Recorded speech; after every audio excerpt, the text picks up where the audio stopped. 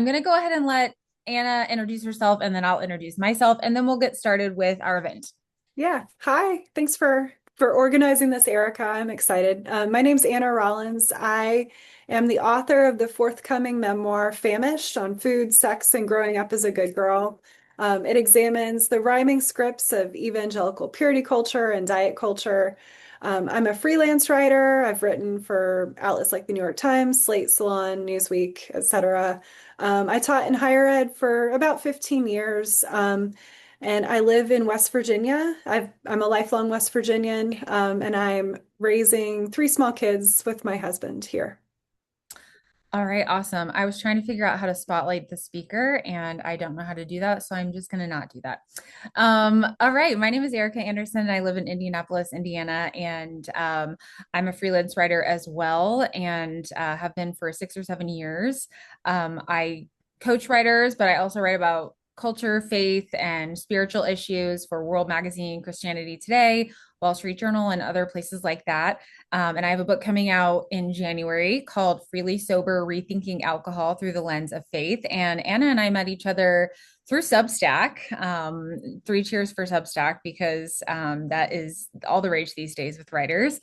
And we really aligned and crossed over on quite a few different issues and really gonna really stands out to a lot of us, like especially if you are a millennial woman who grew up in evangelical culture, which may not be everyone that is watching this, but it may be something that you're very familiar with. So let's do a little bit of defining. Anna, tell us what is purity culture? How did we come up with this term and where did it come from? Yeah. So when we talk about evangelical purity culture, we're kind of talking about a very specific period of time. It arose in response to the sexual revolution and the AIDS crisis. So in the 1990s, that's really when purity culture was at its peak. So this was a time when, it's following AIDS, like sex could lead to disease or even death. So there's a lot of cultural fear about sex. And so the response to that, as responses often are, it was very reactionary. So in response to like this liberation, this perceived liberation that we had for some time, there was this push toward like fear and shame in the messaging regarding sex education. And it wasn't just a religious force, it was also a political phenomenon. The True Love Waits campaign was something that was done in the public school system. And it's different than traditional Christian sexual ethics. Like there are things that defined purity culture that were distinct from things like fidelity and chastity and temperance. And we can get into like some of those features in a little bit, but it was this very distinct time period when I was coming of age and you were coming of age, and like the messaging around sex was really rooted in like just say no, abstain. Not very much information about our bodies was given to us. And sex was often spoken of in this like very, very fearful sort of way. Like it was this dangerous thing. Yeah, I certainly grew up in that time and I don't remember if I mentioned this in my book, but I do talk about growing up we had this like sexual purity festival in my town. We had, they made it super cool, but it was like this super cool thing to wait until you're married, but like there weren't any details that like you were saying, like there was no sort of really understanding of why or even really what purity meant other than, oh, you don't have sex till you're married. But even though like the definition of purity is much deeper than just like you don't have sex till you're married. It's much more of an inner, it can be like a heart thing rather than just an action thing. And so, you just grow up with these sort of black and white rules about sex in your body. And so when you do grow up and you become a woman and you're dating or you're getting married, um, the nuance and the deeper understanding of what your body is for, how God made your body, why he made it in this certain way, even just like the why behind like why do we wait until marriage, like, and it's not just because we're trying to prevent pregnancy or we're trying not to become like used up for our partner. It's so much deeper than that. And yet I think so many Christian millennial women specifically have this very grew up with this very superficial, shallow understanding of all of it. And then on top of that, the shallow understanding, there was all this shame. Yeah. Shame more even so on the woman than on, I think, men even more. Would you agree? Oh yeah. And when you were saying all of this, it reminded me like most of the messaging I heard in youth group related to sexual purity, like saving yourself for marriage. In some ways, I almost felt like if I saved myself for marriage, like that was Christianity. Like Mm. I'd done it. I remember having a very close friend. She and I both saved ourselves until marriage. And I remember she got married and she was having some problems in her marriage, just like nothing major, just like normal things. And she told me she was so mad at God. She felt like she'd done the thing she was supposed like the one thing she was supposed to do as a Christian. It was very much like we'd been sold this sort of, if you do this thing, that is Christianity and you will be given good things. It was very rooted in the prosperity gospel. Um, Yes. and it took a lot for her and I to like unpack like that Christianity isn't just saving yourself until marriage, but as someone who's like an adolescent growing up in purity culture, like that's often what it felt like.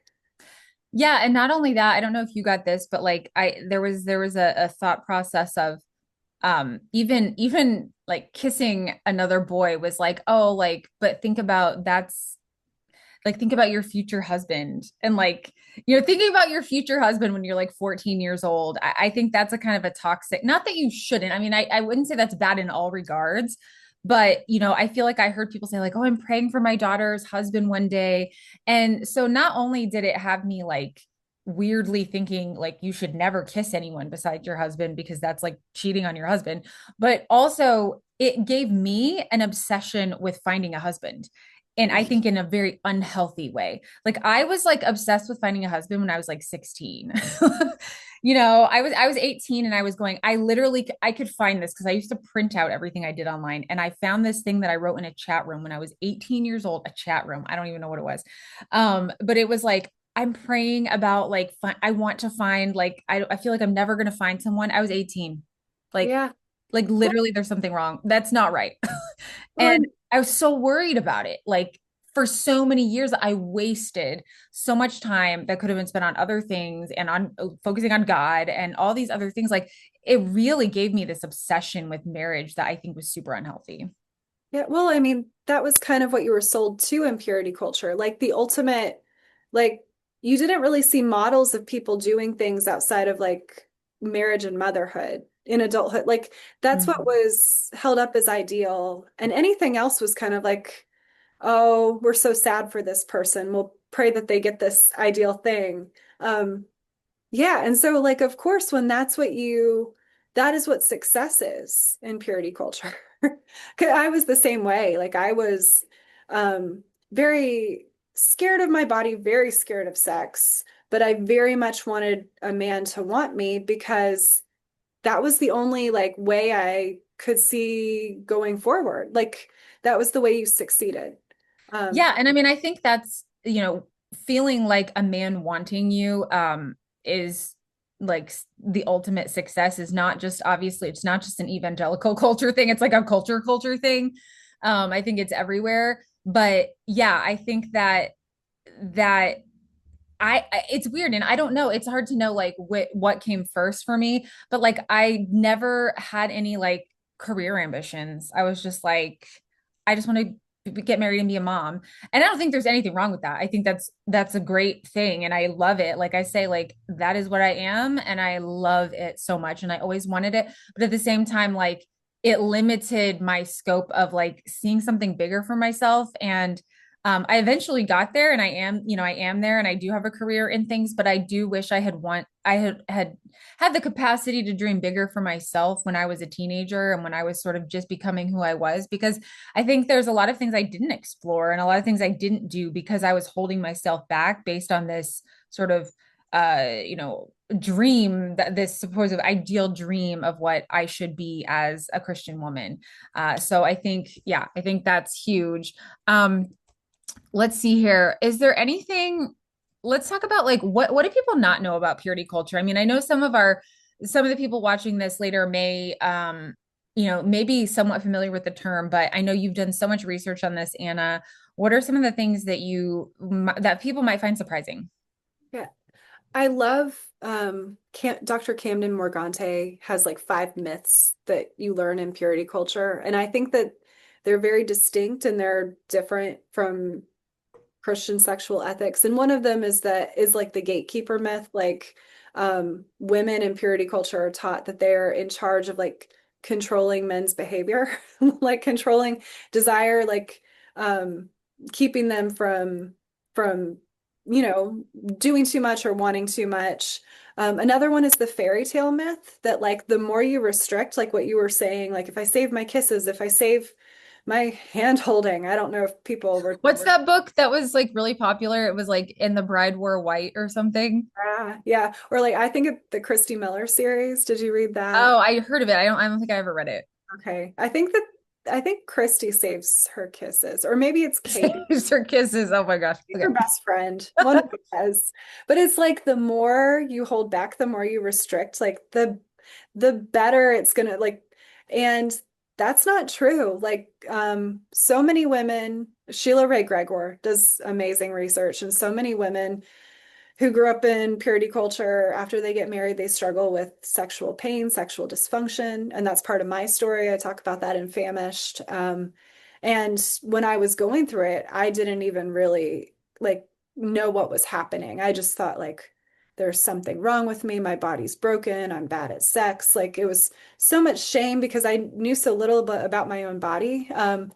But women who have grown up in purity culture struggle with that at twice the rate of the general population. I Mhm. think that her survey, when she spoke to over 20,000 Christian women, it was at 22.6%. So I mean, that's like a sizable number of women. Yeah. Yeah, I was just going to say, I think it's interesting because, we start learning about this stuff at 12, 13, whatever. And then sometimes, you're not getting married till, I mean, 10, 15, 20 years later. So sometimes you don't immediately connect it to the things you learned as a kid. And I think for me, I will just be honest and say I did not wait until I was married, but it is still a massive problem for me. So it's not just like, oh, if you wait and then it's like you don't like it's just like how do you turn it on, turn it off? It's very ingrained in your psyche so that it doesn't just go away. And even though sometimes it's hard for me to see like the direct connection in my mind, I'm like, well, how, am I really, that affected by this thing? There is really nothing else in my past that could have led to the struggles and the shame that I've had about this issue outside of this. I have no sort of like history of abuse or trauma or harassment or nothing like that has ever happened to me. And from reading Sheila's work, from reading other people's work as well. Who's the other person? Julie, oh my gosh, what is her name? Do you know who Julie? I'm going to find her name because Julie Slattery. Okay. Julie Slattery's work, also really great on this. And she has like a million books. You should read some of her books.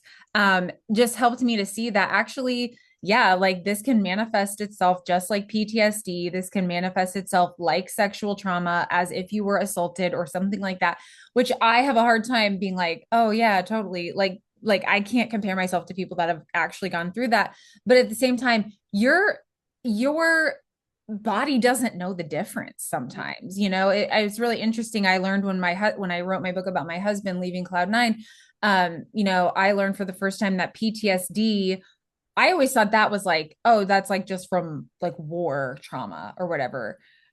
And it's from, obviously you can have PTSD from other things, but what I learned, and I'm sure like most people may know this, but I didn't, is that it's the same feeling. And it doesn't matter where it came from. It still manifests itself in the same way in fight or flight and all of these things. And that is how I experience or have experienced some of these things from purity culture, just like the shame and the black and white thinking and the embarrassment and the toxic, thoughts, especially for women. I mean, the other thing that I think we learned as women that I think a lot will resonate with is the idea of sex being a duty, the idea of sex being like, as the wife, like this is your job to fulfill this duty, and like if you're not doing that, then you're like being a bad wife.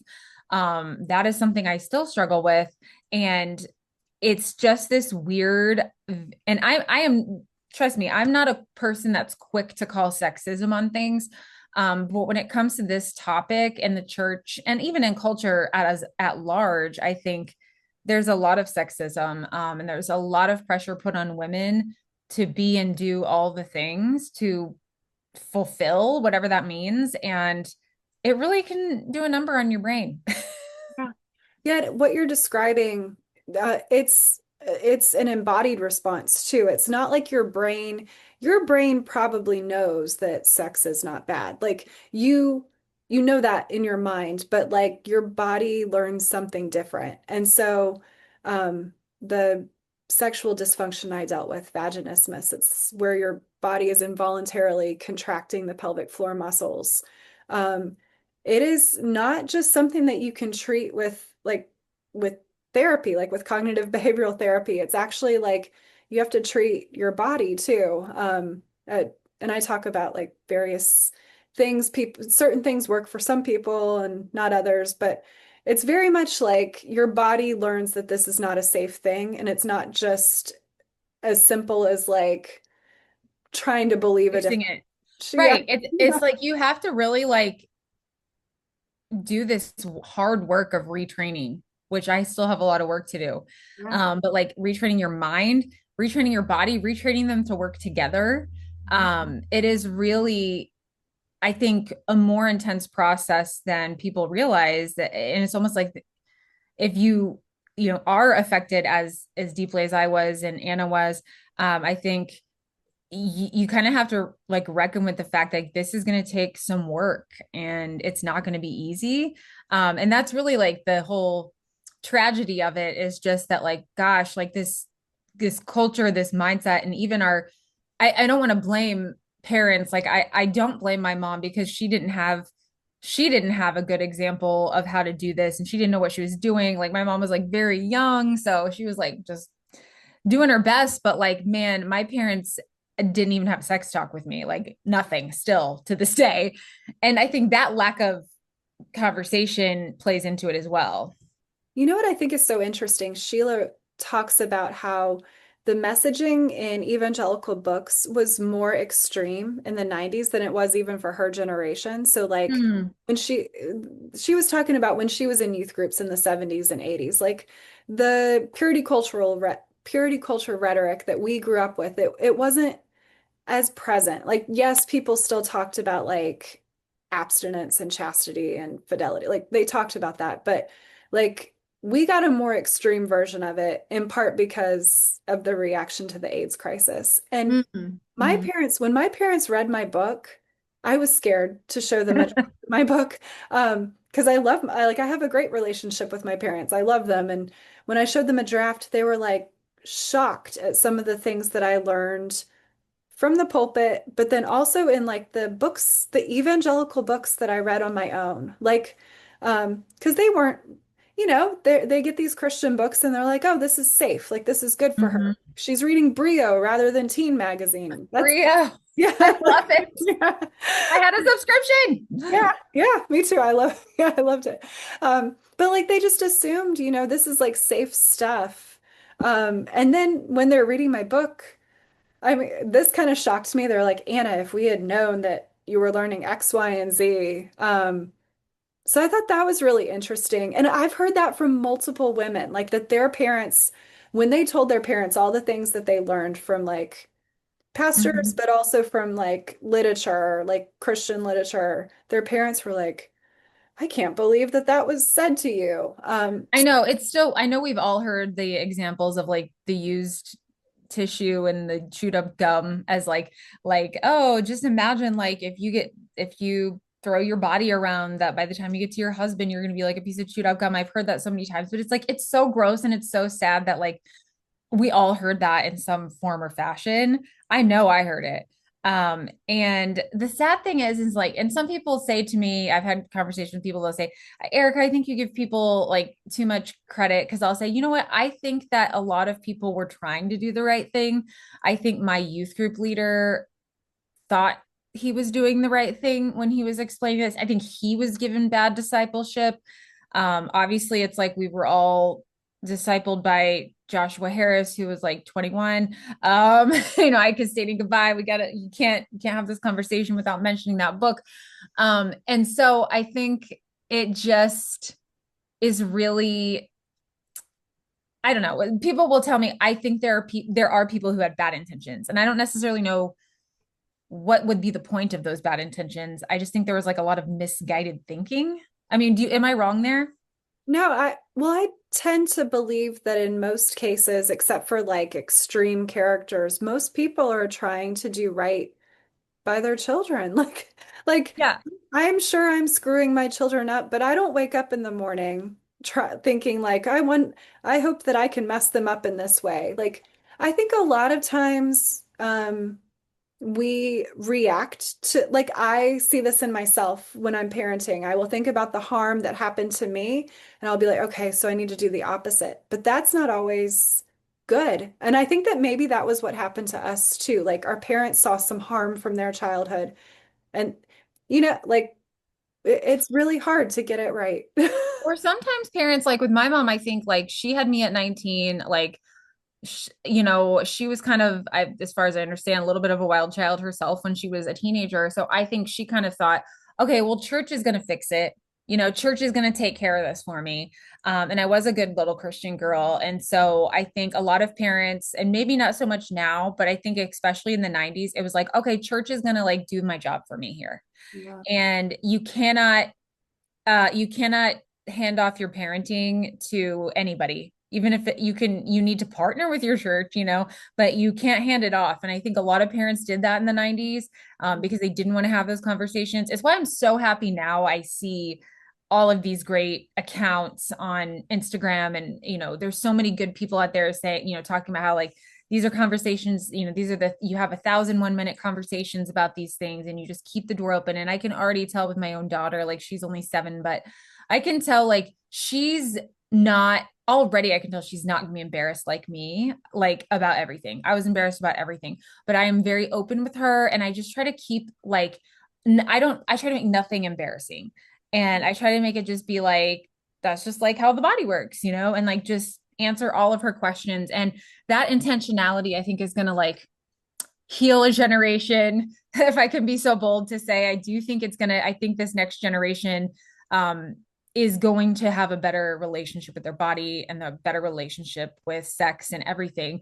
But speaking of, body, I think we can kind of move on a little bit to talking about how, it's like at the same time that we're learning all of this, we're like turning into women and, growing from little girls, and like our bodies are changing, and it's like, what a mess to be in at that time. And so Anna, you and I both have talked about either in my either in I don't remember if I talked about it in my book specifically, but you do in yours, about the Victoria's Secret models. And then there's like Britney Spears abs and diet magazines. I'll never forget the first copy I ever bought of 17 magazine. It had Nikki Taylor on the cover. She's like a old supermodel that nobody probably knows anymore, but she had like low-rise shorts and like a high tank top. And my mom, I remember she reluctantly bought this for me. She was like, oh, that's gross. She's like, you're not even 17 yet.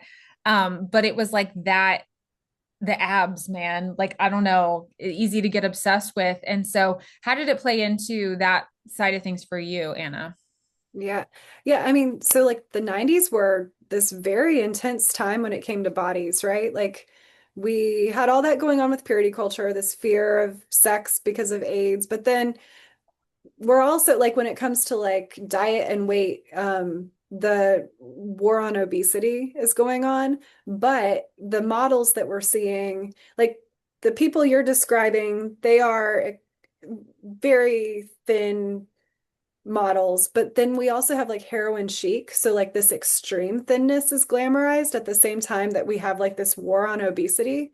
So it's just like this, like these extremes of like one is like insatiable desire, one is like extreme deprivation. And so you're trying to like find yourself in the midst of that. But yeah, like I, and I think it's funny that we're talking about Britney Spears abs. Do you remember how like everyone talked too about like whether she was a virgin or not. Like Yes. that was a huge discussion point. Like we're like evaluating her abs, her bare body. She's very sexualized, but it also seemed very important. And Jessica Simpson. Yeah, yeah. Oh, the four blonde Yeah, singers. and Christina Aguilera and Mandy Moore. Is that the fourth?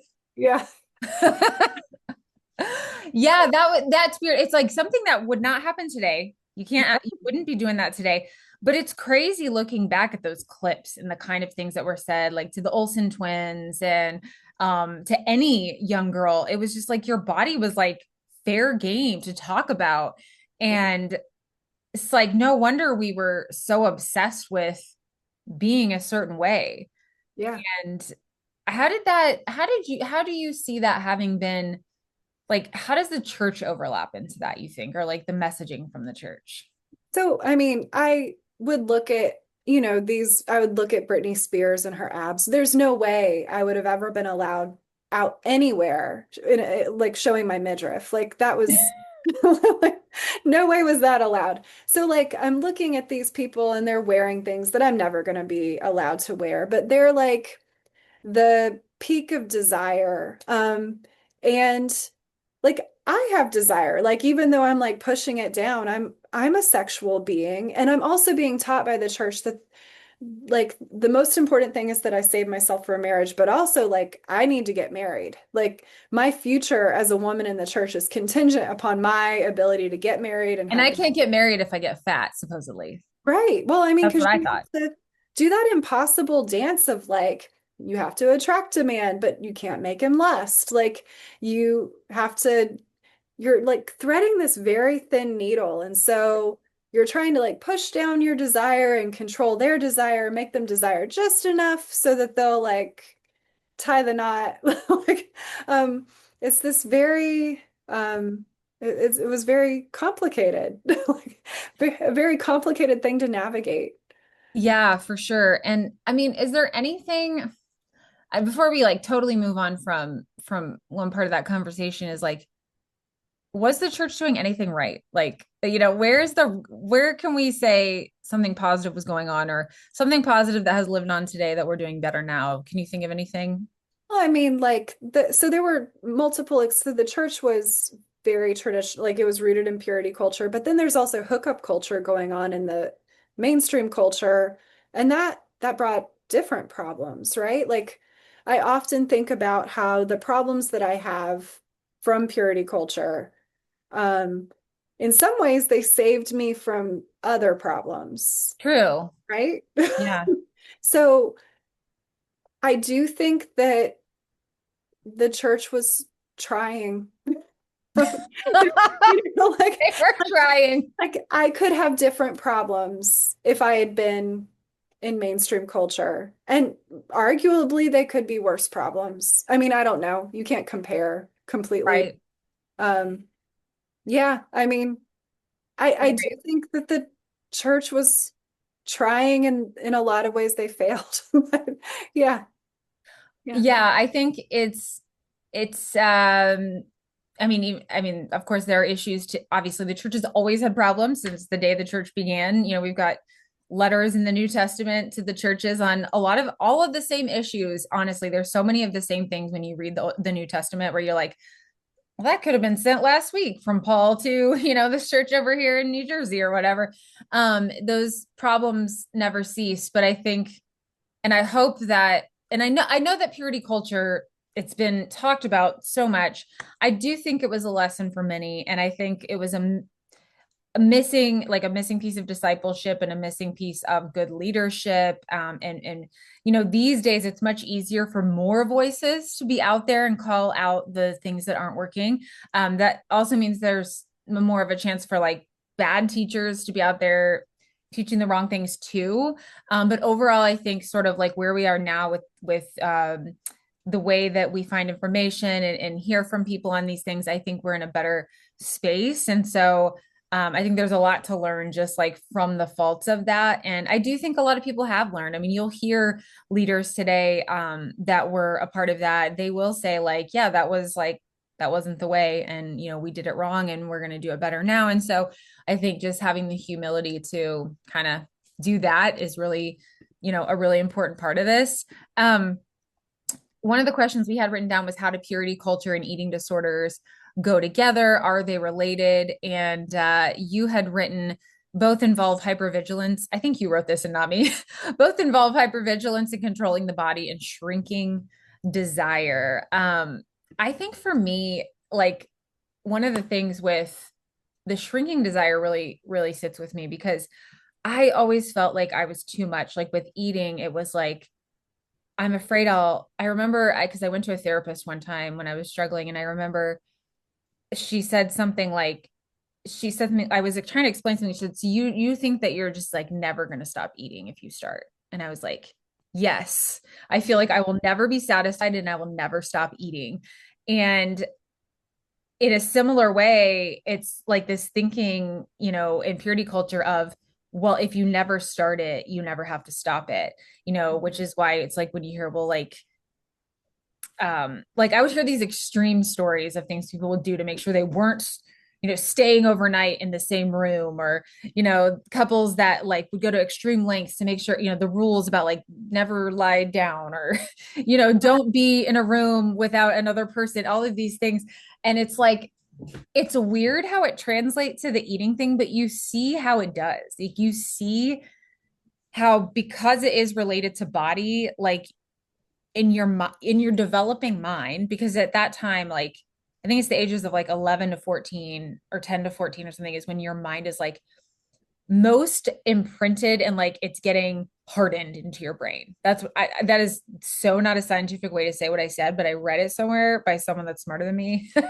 And it was basically like the things that are really sinking in and cementing in your brain when you're like 11, 12, 13, that is when your brain is beginning to harden to what it will be as an adult. And so it's like, that's the stuff that really sticks. And that's why it's such a vital time period. So I don't know, anything else you would add to that? Yeah. Well, when you were saying all that, it reminded me in my book, I remember my husband and I talking about people we knew in Bible study who talked about how, like, to keep from masturbating, they starved Oh themselves. my gosh. And um, that's something that Linda That's K. so, Klein yeah, that's so talks about strange. in her book Pure. Like, and Mhm. I've heard multiple people talk about that. I mean, I think that a lot of people connect the, and I mean, if you starve yourself, you stop getting a period, like you're halting sexual development. Like, I mean, they Mhm. are connected. And Um, I didn't get my period till I was 16. And I think, I mean, it's pretty much no, it was because I wasn't eating before that. And I I didn't want to get it. I feel like I just watched Are You There, God? It's Me, Margaret, the movie. And, in that movie, she's like praying to God to get her period. And she's like, wanting to be, I want to be like the other girls, that I want to get a bra and all this stuff. And I remember I was like, I don't want any of those things. Like yeah, I'm so embarrassed. I'm so ashamed. I don't want any of these things to happen. And so I didn't even realize that I was not eating to prevent those things from happening. But I see, looking back now, like how connected it was. yeah, yeah. That resonates with me. I mean, I remember, yeah, feeling when I was struggling with disordered eating and my period did go away for a while. I remember feeling like very proud of it, like I conquered myself. Yeah, Hmm. it was this very, yeah, it was like this thing. I was like, I am in charge of my body. And similarly with exercise, I mean, you can feel like, I remember beginning to use exercise as a tool, but in a disordered way. Like I remember, it's like these crazy memories of like, I remember I was at a birthday party in eighth grade, and like I I remember I found this cake. Like the cake was in the refrigerator, and I was like, oh, I could just like eat more cake. Like, it's like when you're a kid, you're just sort of like, oh, somebody's giving me a piece. You don't think like, I'm gonna go find the cake and eat more. And I remember I was like, I can eat more cake, and nobody else was around. And then I ended up eating like a lot of cake, like binging the cake.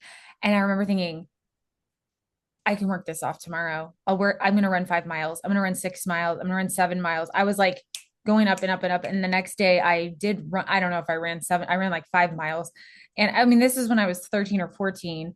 And that was the first time I was like, I'm going to use exercise like to control this because I have to get rid of this. And that was just like another form of control and being like, and that kind of goes to what we were talking about earlier, Anna, about like what I was writing about the theology of control in my book about drinking and how we strive so hard to be in control of all of these things and never stop to sort of be like God is actually in control of everything.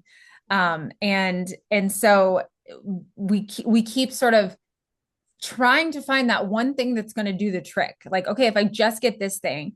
And, for me, it went, it was the purity culture stuff, it was eating disorder stuff, and then it was drinking. And then I was going to try to hold on to that. And it all just sort of like progressed one into the other. But really, it all comes back to really a lot of the same kind of things Yeah. in the end.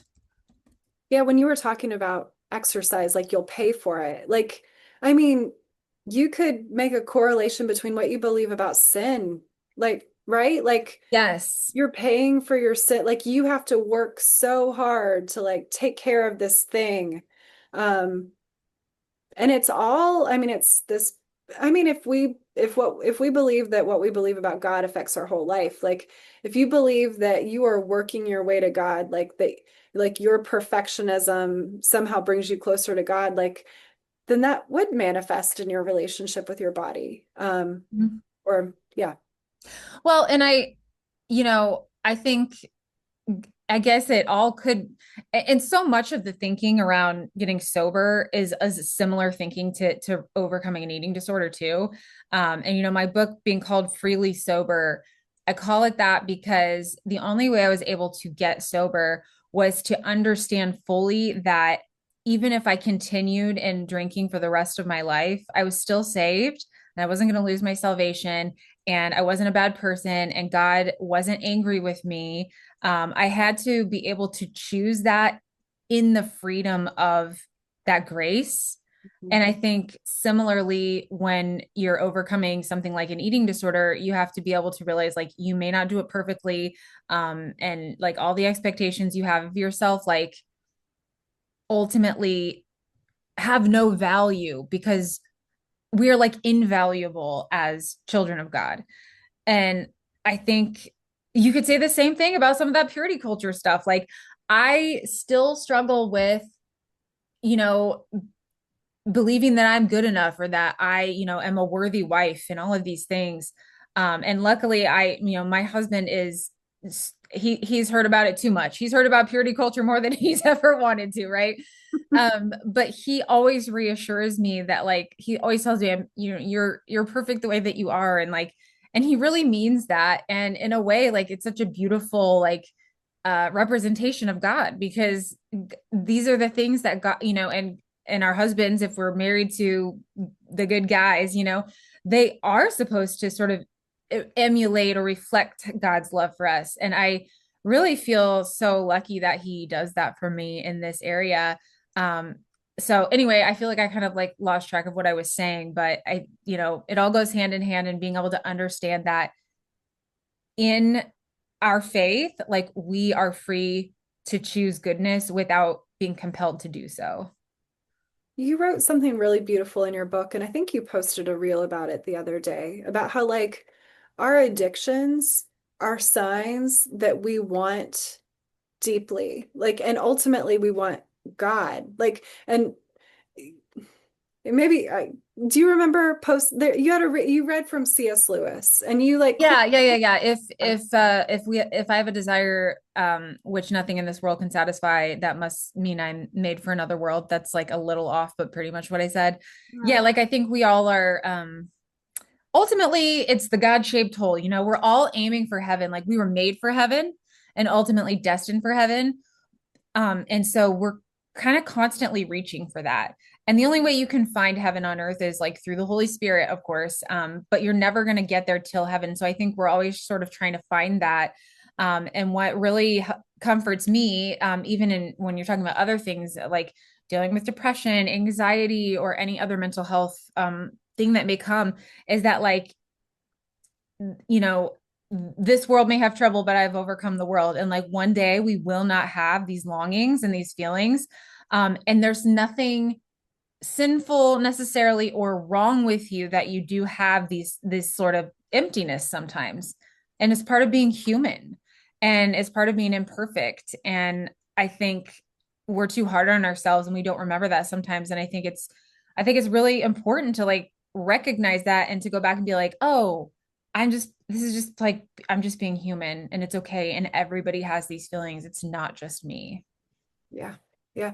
I love how in your book too, you talk about how like talking about these things, you realize it's not just you, but when you're in it, like when I was struggling deeply with disordered eating, I felt like it was just me. It felt so singular. And there really is so much power in speaking something shameful out loud, speaking Mm-hmm. something that you feel is shameful out loud. Um, yeah. Yeah, and I think so many of us were like just kind of walking, you know, whether we're talking purity culture, eating disorders, drinking, whatever it is, like until you open the door and kind of find the light of other people dealing with it, like you do feel so alone. But you know, then you find a book or you find a community or you find even one person and you start to like feel like hope is possible. And I know one of the going to just some resources to think about going back to the purity culture side of things. One of the books I read was called Come As You Are by Emily Nagoski, The Great Sex Rescue by Sheila Gregor. I mentioned Julie Slattery before. And then there's a woman named Francie Winslow that I follow who's been really helpful to me.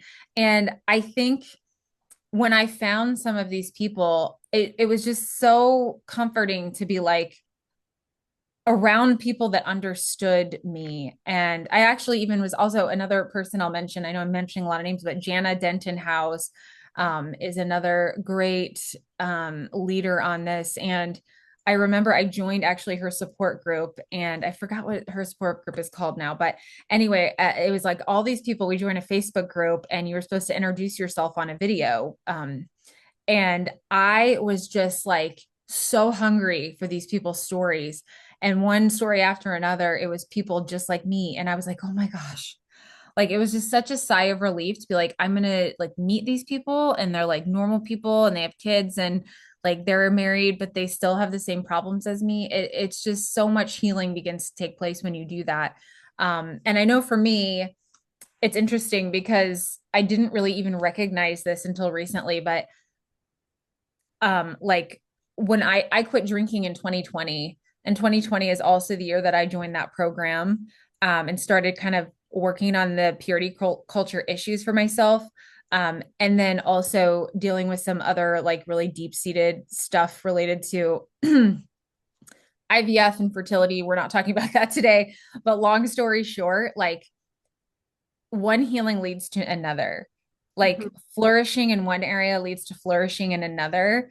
And you start to open up in this way that's like, oh my gosh, I've been trapping so much down inside me. And so I have these three like major issues in my life that all begin to find new life and ground when I began with one of them. So, you know, That it's so hard to step into it, but it's so worth it. That's so interesting. When you said that, it made me think about my pelvic floor therapist.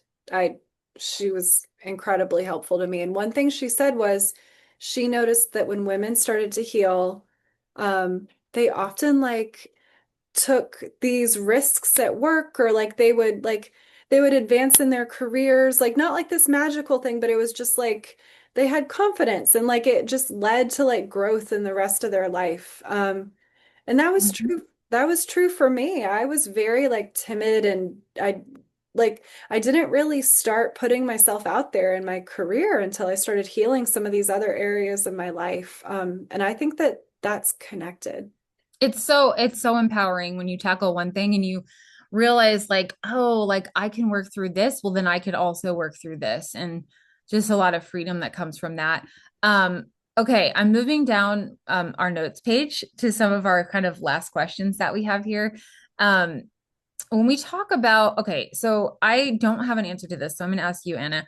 When it comes to purity, what is a better way to think about what that is and how we can teach our daughters I like I like the word and sons? holiness more than purity.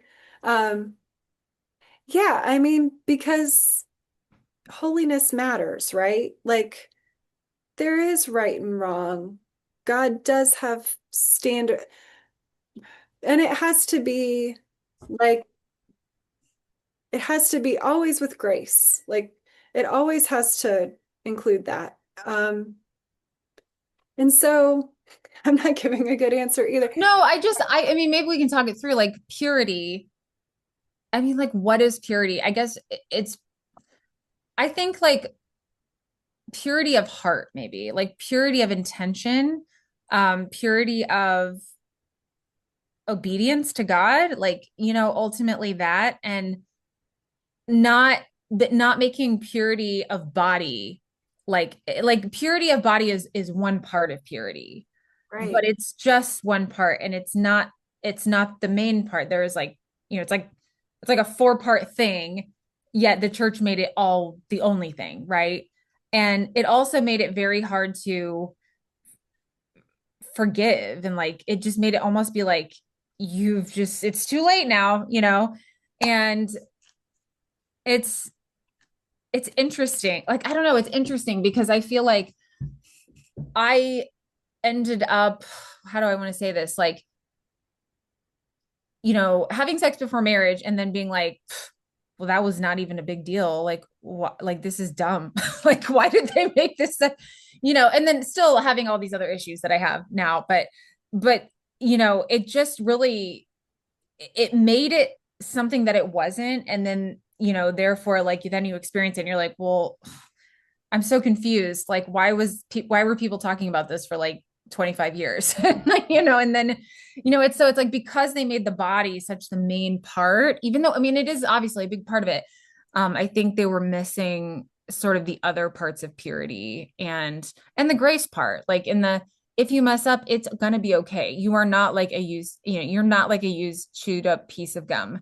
Like that's so ridiculous that you would think that, or that you would think that your husband would be upset with, like your future husband would be mad at you or something if you had sex with someone else before you met him. Like there was just, I think, a lot of pressure and like sort of misunderstanding placed on the body in that scenario. Maybe I could be getting that a little wrong, but Well, part of like Jesus's purity was like the radical love he had for others and for God.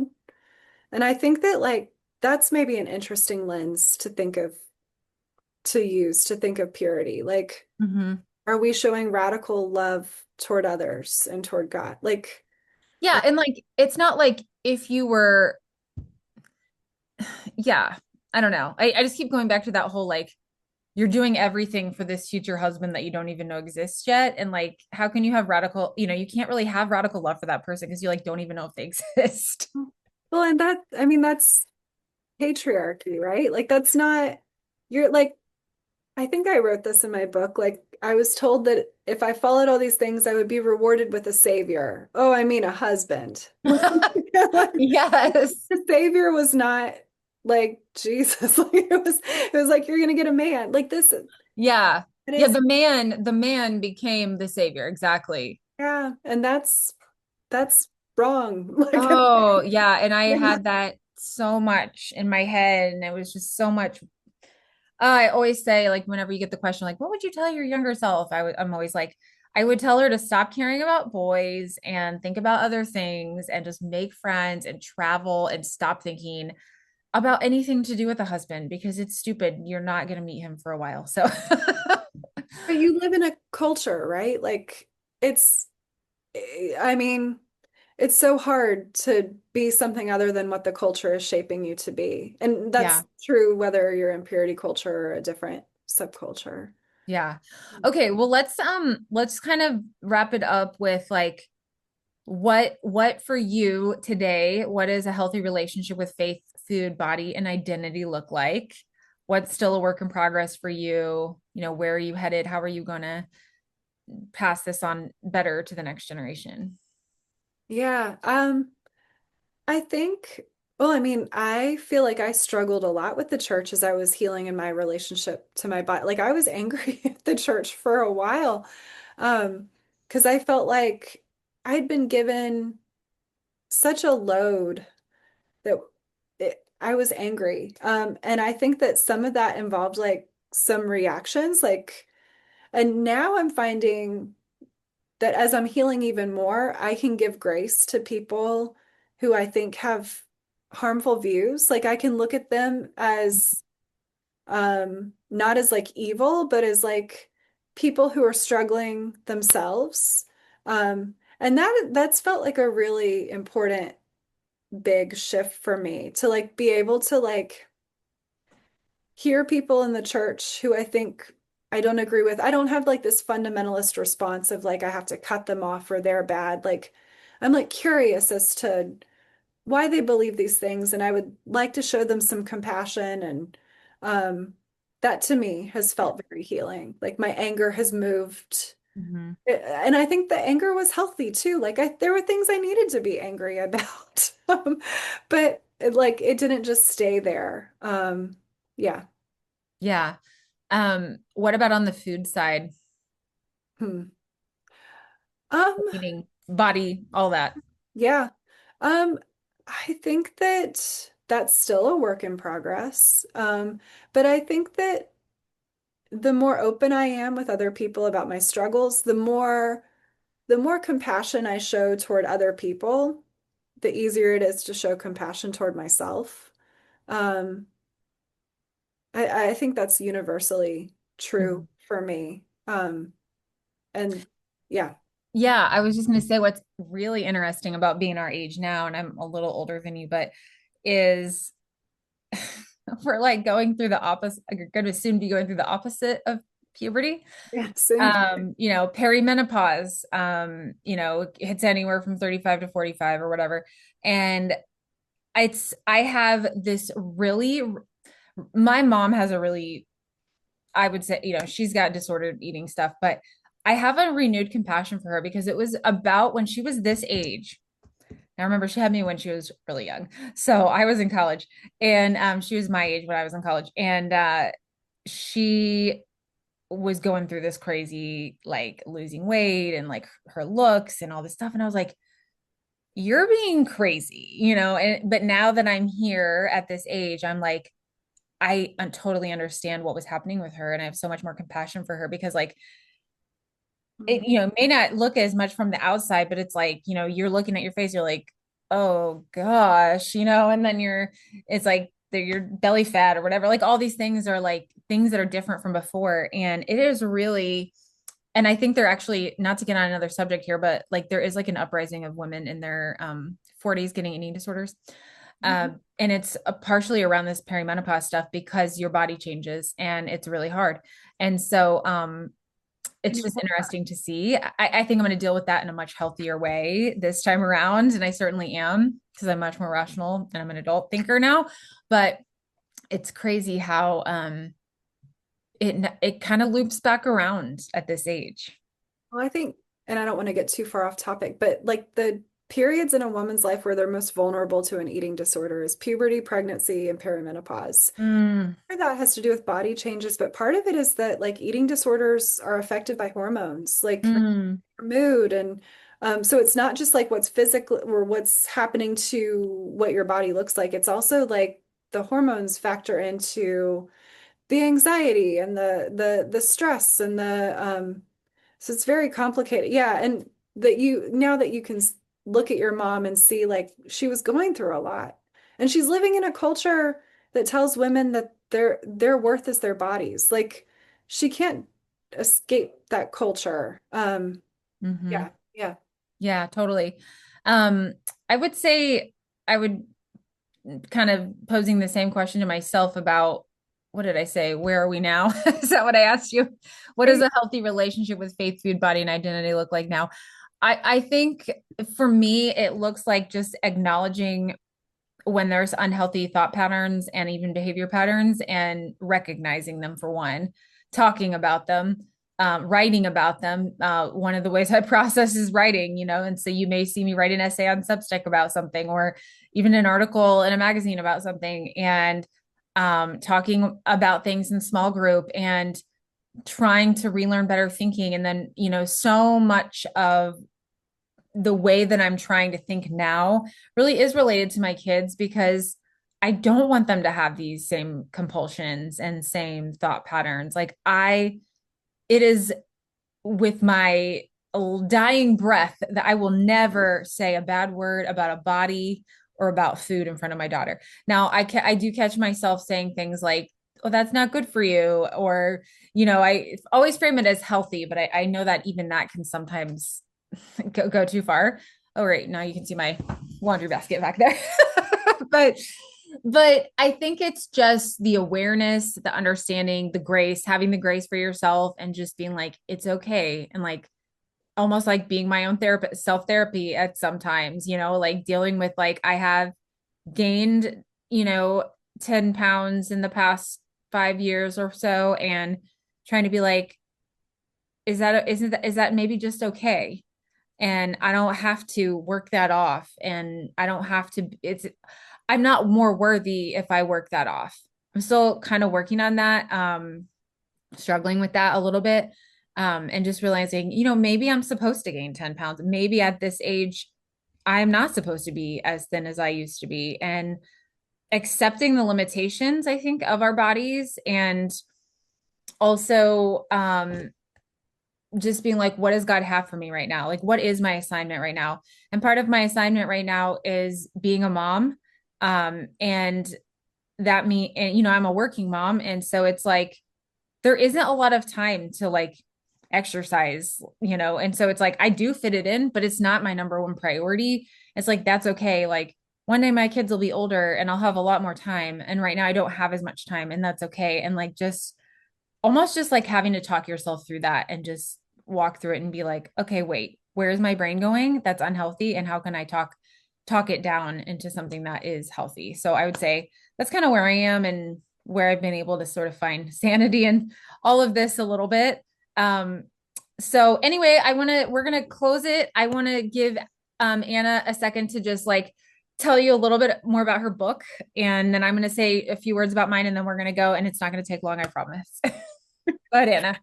Yeah, my debut memoir is coming out in 2 weeks on December 9th. It's available for pre-order now. It's called Famished on Food, Sex, and Growing Up as a Good Girl.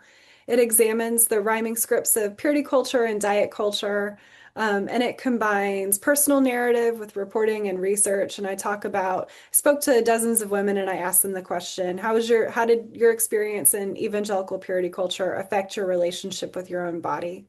Um, so that book's coming out. And then if you want to follow my work, I'm on Instagram and Substack at Anna J. Rollins.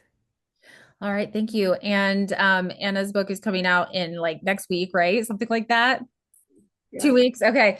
And then my book, Freely Sober, Rethinking Alcohol Through the Lens of Faith. I think they're really, honestly, I think they like are good partner books because they cover some of the same things, but, kind of a little bit of different issues. But anyway, yeah, that book tracks, it's part memoir in terms of my 5 years of sobriety and how I got to where I am today. Talking a little bit about the eating disorder in that book, but mostly just wanting to be a resource for women who have struggled with alcohol, whether that's a little bit or a lot across the spectrum, and like a guidebook and sort of like a way that I can walk with you, and being curious about this, and freely asking questions and trying to figure out what's right for you and what does God have for you in this without any pressure to do anything you don't want to do really. So that is why I wrote the book. It's the resource I didn't have 5, 6 years ago, and I really hope it's going to be helpful to people that find themselves in this situation. So that comes out on January 6th, but you can pre-order now at freelysober.com.